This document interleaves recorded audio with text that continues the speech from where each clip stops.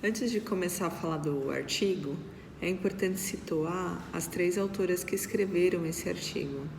A primeira, que é a Cristina Lacerda, ela é pesquisadora da UFSCar, Federal de São Carlos, e ela ajudou a implementar a política de educação bilíngue na Prefeitura de São Paulo.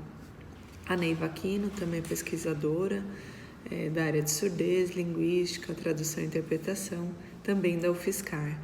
E a Silvana Drago, ela esteve há muitos anos à frente da Diretoria de Educação Especial lá da Secretaria. E ela é da rede, professora, foi diretora, supervisora, agora recém-aposentada. E ela foi uma das grandes responsáveis pela política de educação inclusiva e especial na educação do município de São Paulo. Então, essas são as 3 autoras do artigo. Uma primeira coisa que a gente tem que se atentar é a questão do título do artigo. Então, ele vai trazer política para a educação bilíngue e inclusiva a alunos surdos do município de São Paulo. E logo que inicia após o resumo, ele traz algumas palavras-chave que também devem ser bastante observadas, porque elas que dão o tom do artigo. Então, são 4 palavras que são apresentadas como palavras-chave. A primeira, educação inclusiva, educação bilíngue, língua de sinais e políticas públicas. A educação inclusiva é aquela que diz respeito a uma educação para todos e todas, seja bebê, criança, jovens, adultos, independente de qualquer condição que apresente, deficiência, questão de gênero, condição social, vulnerabilidade ou qualquer outra questão. Então, é a educação para todos. A educação bilíngue é aquela que traz, como o nome dá o indicativo, de 2 línguas. Como está relacionada aos surdos, é a que traz a questão da língua de sinais como língua 1 e a língua portuguesa na modalidade escrita como língua 2. E também tem uma relação de cultura entre o surdo e a cultura do ouvinte. Por isso que ela diz bilíngue, é nesse sentido. Depois vem a língua de sinais, a terceira palavra-chave, que ela traz a questão, na verdade, língua de sinais como um todo, porque ela fala da constituição do sujeito surdo, e aí pode ser no mundo inteiro, usando a língua de sinais, e se a gente trouxer para o âmbito do Brasil, a língua de sinais é brasileira e chama, a sigla que a gente diz é Libras. E a última palavra-chave é a política pública, que é aquela formulada para a rede pública, para acesso de todos, e aí o foco é na educação, né, que o artigo traz. Tem uma questão importante que é preciso pontuar: quem é o sujeito surdo, né? E aí vai ser o aluno surdo, é aquele que tem perda de um ou de 2 lados, que a gente chama uni ou bilateral. Tem graus de surdez, então leve, moderada, severa ou profunda. E aí a gente tem 2 formas de olhar esse sujeito: ou pela concepção, como diz Scliar, que é um autor da área, né? Ou pela concepção clínico-terapêutica, onde ele é visto pela orelha e, portanto, pela perda. Então, ele tem perda auditiva e ele é deficiente auditivo. E para curá-lo é preciso pôr aparelho ou implante coclear, fazer o treinamento de fala para que ele chegue mais próximo do mundo ouvinte. A outra concepção é a socioantropológica, que é a que nos traz ele enquanto sujeito. Então, ele, apesar de não ouvir, ele tem muitas outras condições. Então, ele tem uma língua específica, que é a língua de sinais, ele tem uma cultura própria, e aí ele não precisa de cura nem de conserto. Nesse caso, a gente se refere ao surdo por estar na educação pelo viés da concepção socioantropológica. Então, a gente vai chamar esse sujeito de surdo, e não de surdo-mudo, nem de mudo, nem de deficiente auditivo. A gente vai se dirigir a ele como surdo.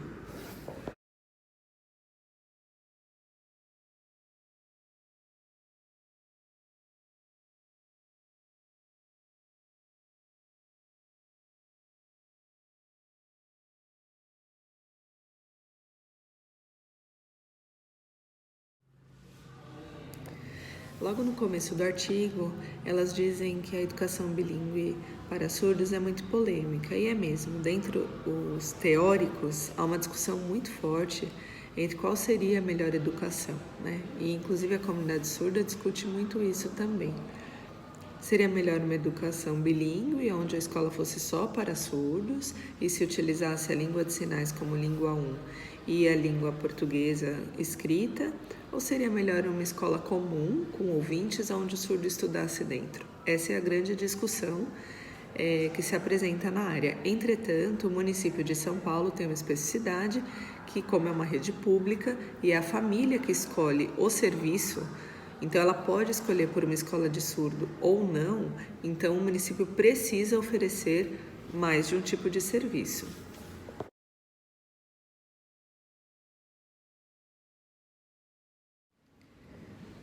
É pontuado também que a língua ela tem que estar em qualquer espaço que envolva o surdo. Então, a língua de sinais ela tem que aparecer, seja como primeira língua ou seja como apresentação da língua numa escola inclusiva, por exemplo. É preciso que essa língua esteja presente. Entretanto, no município hoje a gente não tem domínio total da língua pelos profissionais.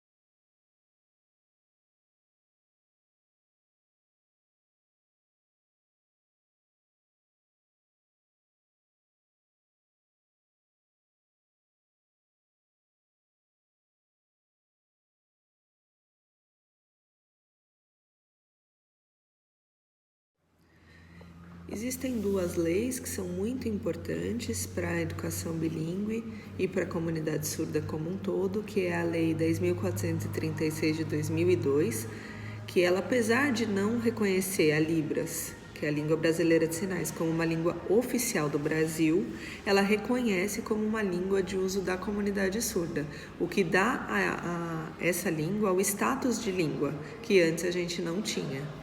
E o decreto 5626 de 2005, que faz vários detalhes quanto ao acesso linguístico, o ensino da língua em alguns níveis, como o ensino superior, por exemplo, e serviço público com intérprete para acesso, e várias questões que detalham a importância da acessibilidade social e educacional para o surdo.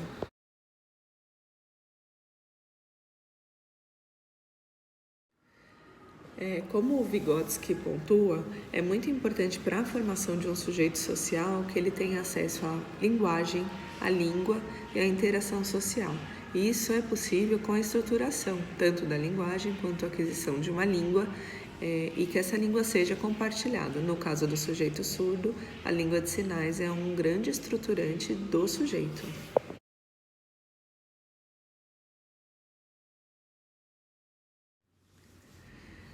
Diferente da língua que nós falamos, né, que é oral auditiva, a língua de sinais é visual gestual. Isso quer dizer que ela se expressa por meio das mãos, com alguns parâmetros, assim como expressão facial e corporal. Ela tem status de língua, então ela não é inferior a uma língua oral e ela consegue expressar qualquer conceito, ideia, debate, discussão, reflexão, porque ela é uma língua. Ela tem gramática própria, estrutura própria e toda pautada na questão visual e gestual.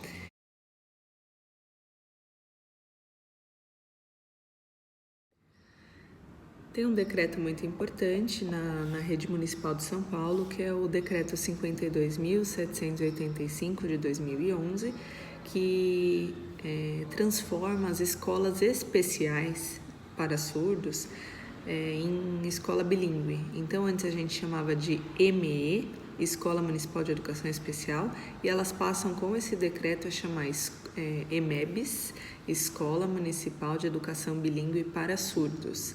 E a portaria também que acompanha essa publicação, com vários detalhes, que é a 5.707, também de 2011, traz várias especificidades.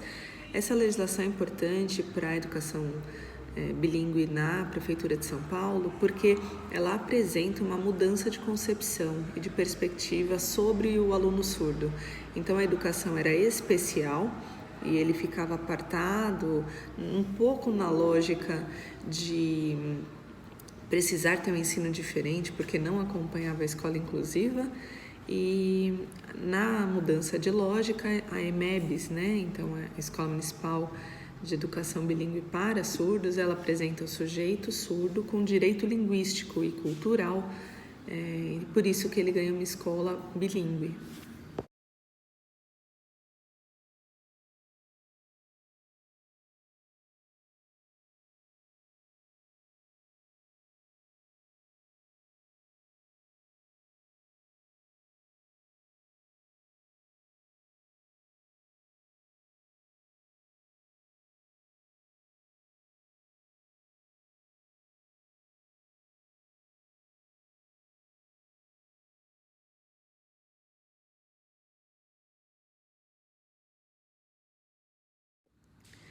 Esse decreto traz uma especificidade de quem são esses profissionais que vão atuar na educação bilíngue. Então, ele fala dos professores de educação infantil de Fundamental 1 e Fundamental 2. Ele fala dos intérpretes de Libras, dos guias intérpretes e dos instrutores de Libras. Explicando o que seria cada um, né? Então, professores, educação infantil, Fundamental 1, Fundamental 2, eles são enquadrados como professores bilíngues, são da rede, concursados, e eles têm que ter uma formação especial. Então, eles fazem a graduação e tem que ter uma especialização na área de educação de surdos para poder atuar. E os outros 3 profissionais citados, instrutor, intérprete e guia intérprete, não são da rede, eles são contratados via edital público, né? E tem todo um procedimento para contratação, e eles têm que ter formação em nível médio.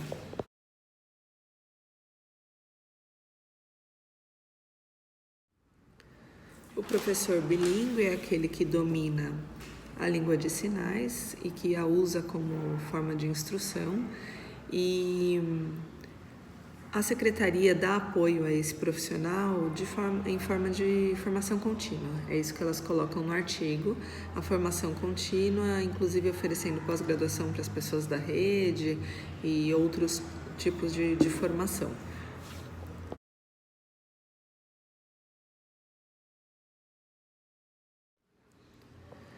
O instrutor de Libras, que é esse contratado, ele prioritariamente é surdo, e isso já sai inclusive no edital.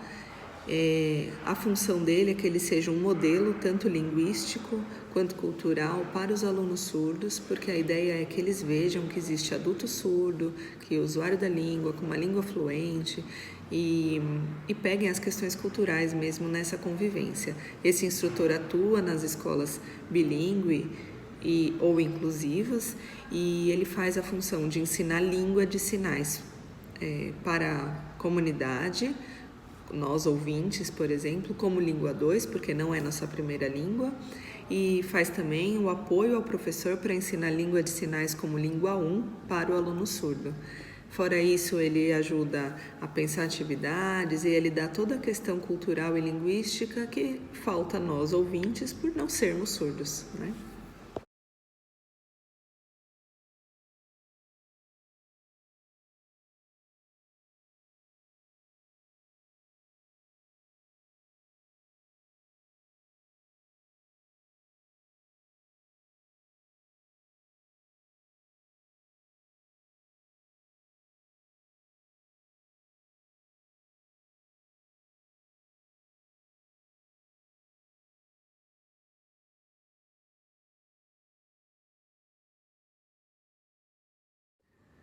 Já o intérprete de Libras, ele pode ser ouvinte ou surdo. Na nossa rede, em geral, ele é ouvinte, porque ele faz a tradução e interpretação da língua oral para a língua de sinais e vice-versa. Não só tradução, ele faz também interpretação, porque na tradução você coloca a questão cultural também, quando se traduz. Então, ele faz isso e a gente chama ele de intérprete educacional, porque ele atua dentro de sala de aula ou espaços educativos. A gente tem também intérpretes surdos, quando se faz interpretação de uma língua de sinais de outro país para a brasileira ou vice-versa, que não é o caso na nossa rede. Um outro profissional que nós temos é o guia intérprete. Ele trabalha com alunos que são surdos cegos, portanto tem a surdez associada à deficiência visual, e ele faz a tradução e interpretação, e aí de várias formas, né? Ele pode usar libras tátil, que é encostando a mão, braille tátil, que é digitando braille na palma da mão, tadoma, que é sentindo a vibração da fala da outra pessoa, enfim, tem um monte de formas de comunicação que o aluno vai desenvolvendo, mas não é o foco desse artigo.